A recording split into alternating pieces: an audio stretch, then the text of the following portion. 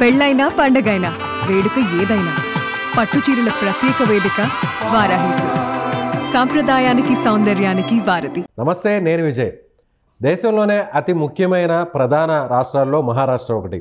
So Maharashtra ఎన్నికల ఫలితాల్లో NDA దూసుకుపోతుంది. మళ్ళీ రెండోసారి అక్కడ అధికారాన్ని నిలబెట్టుకుంటుంది. భారీ మెజారిటీ వైపుగా ఇప్పుడు ఎన్డీఏ అక్కడ ఉన్నటువంటి మహాయుతి కూటమి దూసుకువెళ్తుంది. సో ఇప్పుడు బీజేపీ ఎన్డీఏ నెక్స్ట్ టార్గెట్ దక్షిణాదిలోనే ప్రధాన రాష్ట్రంగా అతిపెద్ద రాష్ట్రంగా ఉన్నటువంటి తమిళనాడు మీద కాన్సన్ట్రేట్ చేయబోతుందా? సో పవన్ కళ్యాణ్ సేవల్ని ఎంతవరకు మహారాష్ట్ర ఎన్నికల ఫలితాల తర్వాత పవన్ కళ్యాణ్ ఇప్పుడు తమిళనాడు ఎన్నికల్లో ఎలా వినియోగించుకోబోతున్నారు, దీనిపైన విశ్లేషణ చేద్దాం. మనతో పాటు ఉన్నారు అనలిస్ట్ సుబ్రహ్మణ్యం గారు. నమస్తే సుబ్రహ్మణ్యం గారు. నమస్కారం సార్. మీకు తమిళనాడు పాలిటిక్స్ మీద చాలా స్పష్టమైన అవగాహన ఉంది. మీరు చాలా కాలం పాటు అక్కడ తమిళనాడులో పనిచేశారు. అవును. సో ఇప్పుడు తమిళనాడు ఎన్నికలు నెక్స్ట్ జరగబోతున్నాయి. అవును. సో తమిళనాడులో డిఎంకే ఇప్పుడు వన్ సైడ్గా ఉంది. ఎవరు కూడా టచ్ చేసే పరిస్థితి లేదు. ఎందుకంటే ఏఐడిఎంకే జయలలిత మరణం తర్వాత ఎవరు కూడా అక్కడ ఆ స్థాయిలో ప్రభావం చూపించే నాయకులు లేరు. సో ఇప్పుడు కొత్తగా విజయ్ పార్టీ పెట్టారు. పవన్ కళ్యాణ్ని బీజేపీ ఎన్డీఏ ఏ విధంగా అక్కడ ఉపయోగించే అవకాశం ఉంది? ఇప్పుడు మీరు మహారాష్ట్ర ఎలక్షన్స్ చూసినారనుకోండి సార్, ఫస్ట్ వచ్చేసి పవన్ కళ్యాణ్ గారి ఈ తుఫాన్ ఎఫెక్ట్ ఆంధ్రప్రదేశ్ నుంచి స్టార్ట్ అయిందనమాట. వై నాట్ 175 అన్నటువంటి ఒక ఫీలింగ్ నుంచి 11కి తీసుకొచ్చి కూర్చొని పెట్టి ఆయన ఫస్ట్ కొట్టిన వికెటే బౌండరీ దాటింది. ఆ కాన్ఫిడెన్స్తో బీజేపీ తీసుకెళ్ళి ఇప్పుడు మహారాష్ట్రలో పెట్టడం జరిగింది. ఈవెన్ మహారాష్ట్రలో కూడా ఇప్పుడు మీరు చూసినారంటే వ్యత్యాసం ఆల్మోస్ట్ 100కి పైన ఉంది. 120 దాటేసింది అపోజిషన్కి. సో పవన్ కళ్యాణ్ గారి ఎఫెక్ట్ అక్కడ అంతో ఇంతో ఖచ్చితంగా ఉంది. అంతో ఇంతో కదా, ఎక్కువనే చెప్పుకోవాలి. ఎందుకంటే ఒకటి హిందూ ధర్మం గురించి మాట్లాడి ఈ శతాబ్దపు ఛత్రపతిలాగా వాళ్ళకి కనెక్ట్ అవ్వడం ఒక పాయింట్. తెలుగు వాళ్ళందరినీ ఇన్ఫ్లుయెన్స్ చేసి తెలుగు వాళ్ళందరినీ ఒక పాయింట్ మీద తీసుకొచ్చి తెలుగు వాళ్ళు ఉన్న దగ్గర అంతా బీజేపీ ఇప్పుడు దూసుకుపోతుంది. ఇప్పుడు మీరు హ్యూమన్ సైకాలజీ మీరు చూసినారంటే తమిళనాడు గురించి తీసుకున్నాం. తమిళనాడులో కొంచెం ఆర్థోడాక్స్ జనాలు, బట్ స్టిల్ ఇంచుమించు 3 కోట్ల మంది తెలుగు వాళ్ళు ఉన్నారు తమిళనాడులో. చెన్నై మహానగరం కావచ్చు, తిరువళ్ళూరు, చెంగల్పట్టు, అవును, మన పరిసర తిరుత్తని ఇవన్నీ జిల్లాలంతా కూడా అటుపక్క చూస్తే కోయంబత్తూరులో కూడా తెలుగు కమ్యూనిటీ ఎక్కువ ఉన్నటువంటిది. మధురైలో కూడా ఎప్పుడో సెటిల్ అయిన తెలుగు వాళ్ళు ఎంతోమంది ఉన్నారు. మీరు చూసినారంటే తమిళనాడు మొత్తం మీద తెలుగు మూలాలు ఉన్న వాళ్ళు ఎంతో మంది ఉన్నారనమాట. ఇప్పటికీ కూడా అక్కడ శాసనసభలో తెలుగు మాట్లాడే చాలా మంది ఉంటారు. చాలా మంది ఉంటారు.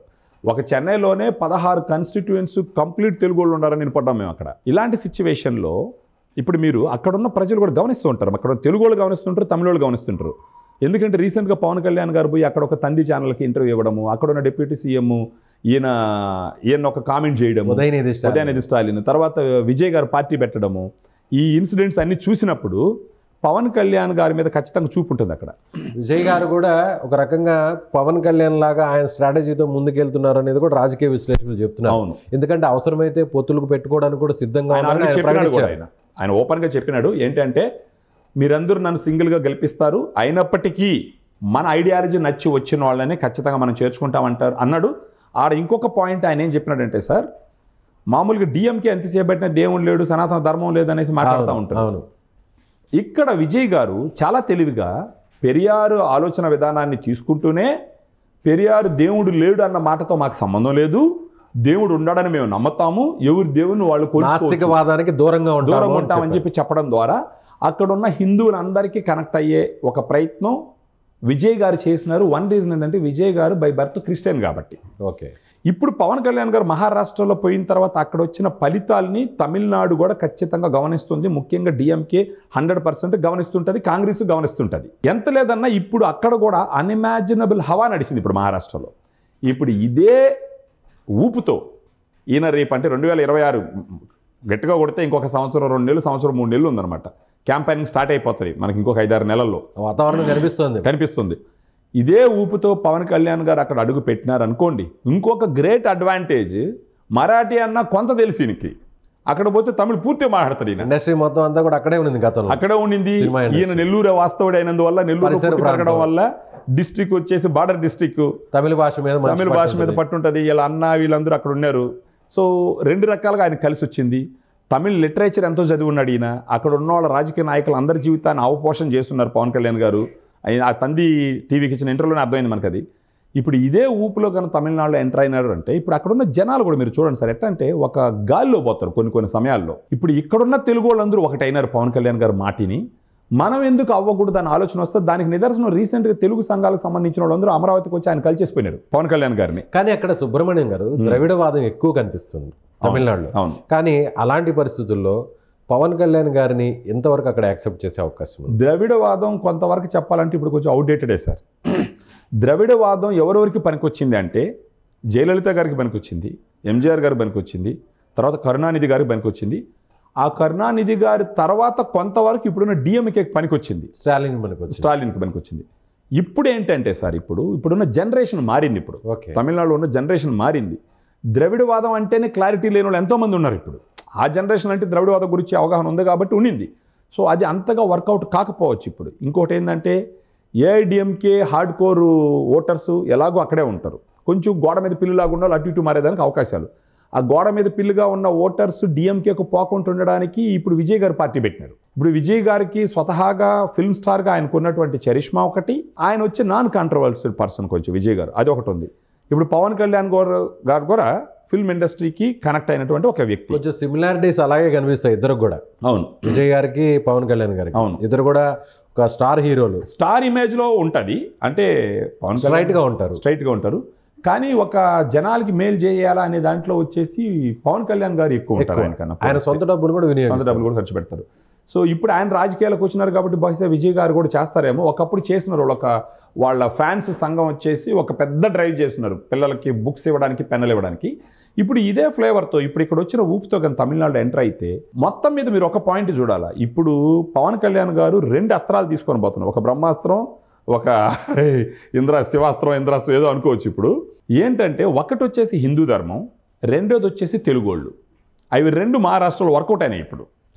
ఇప్పుడు ఇదే ఆలోచనతో తమిళనాడులో ఎంటర్ అయినాడంటే ఖచ్చితంగా తమిళనాడులో తెలుగోళ్ళకి రీసెంట్గా కస్తూరి ఒక రవ్వ గుడ్డ కాల్చి నెత్తినేయడంతో తెలుగోళ్ళందరూ ఒక రవ్వ సంఘటితం అయిపోయారు. ఒక్కసారిగా తెలుగు ఫీలింగ్ వచ్చేసింది. మరి ఈ మనిషి తెలుగు క్షమాపణ కూడా చెప్పింది, అయినా కూడా కేసులు వదలలేదు. అంటే అక్కడ ఉన్నోళ్ళు ఆ విధంగా ఉంటారనమాట తెలుగోళ్ళు. ఇప్పుడు ఆ తెలుగుతనాన్ని తట్టి లేపింది ఆమె, తెలుసో తెలియకో. ఎంత లేదని ఇప్పుడు ఈ ఇన్సిడెంట్లు, కస్తూరి గారి ఇన్సిడెంట్లు, వీళ్ళందరూ తెలుగోళ్ళు అందరూ ఒక లైన్లోకి వచ్చి ఉంటారు, మీటింగ్లు పెట్టుకుంటారు. రేపు మన తెలుగోళ్ళని ఈ మనిషి అవమానించింది అని చెప్పేసి ఆ తెలుగు వాసన మొదలైంది ఒకరవ.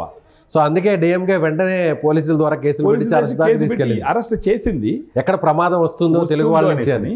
అయినప్పటికీ ఒక్కసారిగా తెలుగుతనం తట్టి లేపింది కదా, ఆ తెలుగు అన్న ఫీలింగ్ వస్తుంది. ఇప్పుడు ఇదే సమయంలో పవన్ కళ్యాణ్ గారు ఇప్పుడు పోయి అక్కడ దిగినారంటే ఆ తెలుగు ఫీలింగ్ ఇంకా వస్తుంది. దానికే ఉదాహరణ అక్కడి నుంచి తెలుగు సంఘాలు వచ్చి ఈయన గెలవడం.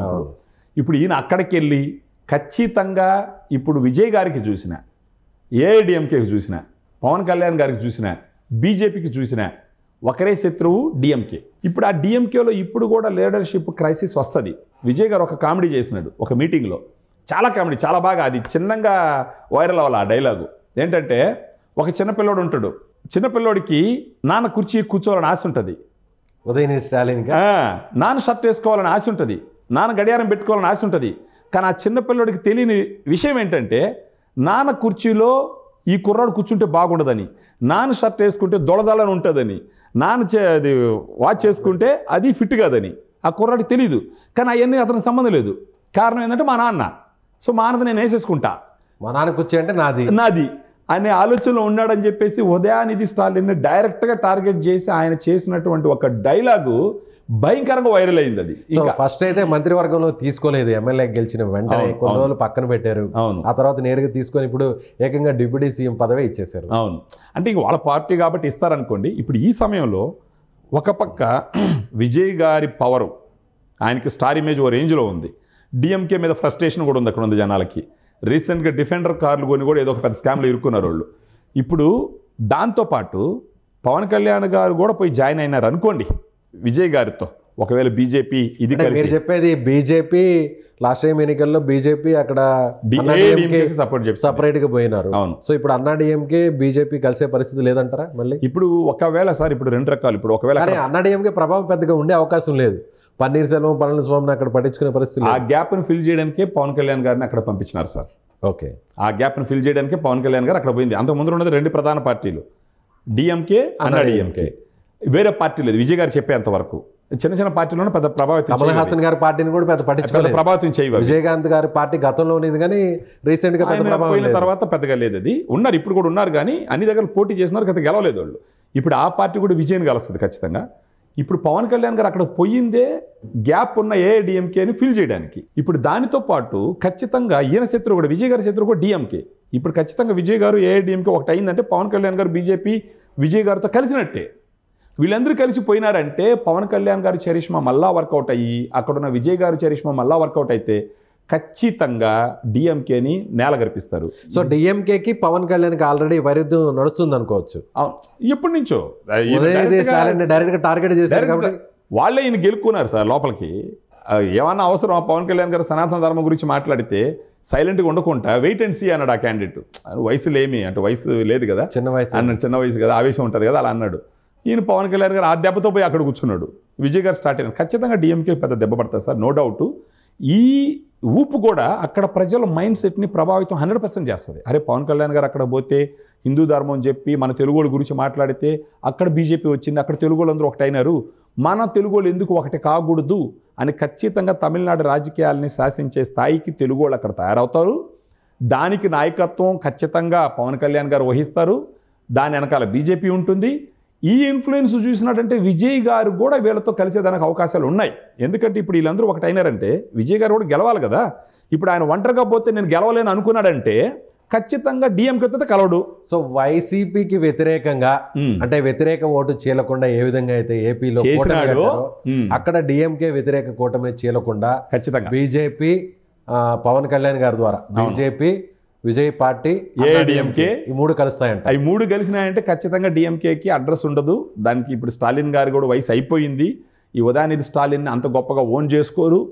ఉదయనిధి స్టాలిన్ ఒక పక్క నిలబడి ఫర్ ఎగ్జాంపుల్ విజయ్ పవన్ కళ్యాణ్ గారు ఏఐడిఎంకే బ్యాక్ నుంచి బీజేపీ సపోర్టు ఎక్కడ తట్టుకోగలరు సార్ వాళ్ళు? ఛాన్స్ లేదు. నేరుగా జనసేన అక్కడ పోటీ చేసే పరిస్థితి ఉందంటారా? జనసేన పోటీ చేయకపోవచ్చు సార్, ఎందుకంటే జనసేన పోటీ చేస్తే మళ్ళీ ఓట్లు చెల్తాయి. ఓకే, సో జనసేన పోటీ చేయకపోవచ్చు. సో పవన్ కళ్యాణ్ ద్వారా బీజేపీ అనేది అక్కడ పోటీ చేసే పరిస్థితి ఉంటుంది. ఉంటుంది. ఒకవేళ బీజేపీ డైరెక్ట్గా పోటీ చేయకపోయినా కూడా, ఎందుకంటే ప్రజల రెస్పాన్స్ చూసి ఒకవేళ ప్రజలు కానీ బీజేపీని ప్రజలు ఒక వ్యతిరేకిస్తారు. అక్కడ సౌత్ సైడ్ తక్కువ ఏపీ అది గమనించిందంటే బీజేపీ వాళ్ళకి ఇంటెలిజెన్స్ ఉంటుంది కదా సార్, ఆ రిపోర్ట్స్ అంతా తెప్పించుకుంటారు. అది గమనించినారంటే ఏం చేస్తారు, బీజేపీ బ్యాక్ ఎండ్ లో చేరుతుంది. బ్యాక్ ఎండ్ లో ఉండి విజయ్ పార్టీని పవన్ కళ్యాణ్ గారి ముందు ఏఐడిఎంకే కలుపుతుంది. వీళ్ళు ముగ్గురు కలిసారంటే డిఎంకేని దెబ్బేస్తారు గ్యారంటీగా. సో పవన్ కళ్యాణ్ కూడా ఒక రకంగా ఆయన కూడా వెనకుండి ఈ రెండు పార్టీలు ముందుకు తీసుకు ఒక రకంగా కాదు sir, he will become instrumental అక్కడ.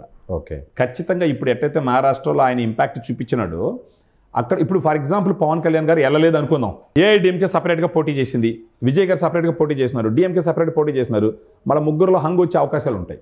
ఓట్లు చీలిపోతాయి. ఎందుకంటే అది డిఎంకేకి అడ్వాంటేజ్గా మారుతుంది. డిఎంకేకి అడ్వాంటేజ్గా మారుతుంది. అది గమనించినారు వీళ్ళు. అందుకే పవన్ కళ్యాణ్ గారు అక్కడ ఎంటర్ అయినారు. సో విజయ్కు కూడా వేరే ఆప్షన్ లేదు, వీళ్ళతో కలుపుకొని పోవడమే ఉత్తమం. లేకపోతే మళ్ళీ విజయ్ గారు కూడా పవన్ కళ్యాణ్ గారు లాగా 10 సంవత్సరాలు 15 సంవత్సరాలు వెయిట్ చేయాల్సి వస్తుంది. ఒకవేళ విజయ్ గారు ఇలా కలుపుకొని పోతే ఖచ్చితంగా విజయ్ చీఫ్ మినిస్టర్ దానికి అవకాశాలు అన్ని రకాలుగా ఉంటాయి. ఎందుకంటే విజయ్ని చీఫ్ మినిస్టర్ పెడతారు అక్కడ. ఎందుకంటే ఏఐడిఎంకేలో ఒకవేళ అనుభవం ఉన్నప్పటికీ వాళ్ళకి మిగతా సంబంధించిన పోర్ట్ఫోలియోలు ఇచ్చి విజయ్కి చరిష్మా ఉంది కాబట్టి, ఫ్యాన్ బేస్ ఉంది, చరిష్మా ఉంది కాబట్టి ఆయన్ని అక్కడ సీఎం క్యాండిడేట్గా పెడతారు. వాళ్ళని ఎదిరించాలంటే వీళ్ళు ముగ్గురు కలవాలి. చూద్దాం సుబ్రహ్మణ్యం గారు, మీరు అన్నట్టుగా రాబోయే రోజుల్లో రాజకీయ పరిణామాలు ఏ విధంగా తమిళనాడులో మారుతాయో చూద్దాం. థ్యాంక్ యూ అండి. సో సుబ్రహ్మణ్యం గారు చెప్తున్నట్టుగా మహారాష్ట్ర ఎన్నికల ఫలితాల్లో పవన్ కళ్యాణ్ వల్ల ఏ విధంగా ప్రభావితమయ్యాయో, ముఖ్యంగా ఆయన అక్కడ ప్రచారం చేసిన తరువాత అక్కడికి వచ్చినటువంటి ఫలితాలను బట్టి చూస్తే ఇప్పుడు రాబోయేటువంటి కాలంలో కూడా వచ్చే తమిళనాడు ఎన్నికల్లో చాలా కీలకంగా పవన్ కళ్యాణ్ని అక్కడ ఉపయోగించే అవకాశం ఉంది బీజేపీ. ముఖ్యంగా బీజేపీ వెనక ఉండి పవన్ కళ్యాణ్ ద్వారా విజయ్ పార్టీ, అదేవిధంగా అన్నా డిఎంకే పార్టీ ఈ మూడు కూడా కూటమి కట్టే అవకాశం ఉంది. డిఎంకే వ్యతిరేక ఓటుని చెల్లనివ్వకుండా ఖచ్చితంగా అక్కడ ఈ పార్టీలు కలిసే అవకాశం ఉన్నట్టుగా సుబ్రహ్మణ్యం గారు చెప్తున్నారు. చూద్దాం మరి. Thank you so much. Suman టీవీలో మీ పర్సనల్ అండ్ బిజినెస్ ప్రమోషన్స్ కోసం కింది నెంబర్కి కాంటాక్ట్ చేయండి.